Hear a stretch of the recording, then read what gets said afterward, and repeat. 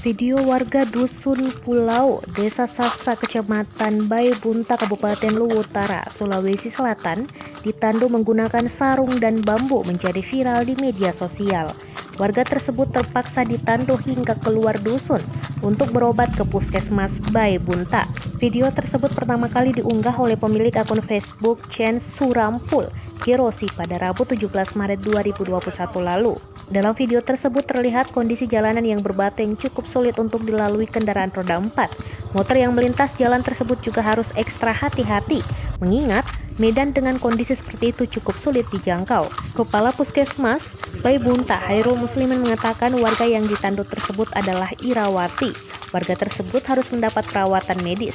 Menurut Hairul, pihaknya juga mengirim ambulans untuk menjemput pasien yang ditandu, meski jalan yang dilalui tidak memungkinkan untuk sampai di Dusun Pulau. Bupati Luwu Utara Indah Putri Indriani merespon kejadian yang dialami warganya itu. Indah langsung datang mengunjungi Dusun Pulau sambil melihat kondisi masyarakat dan infrastruktur desa.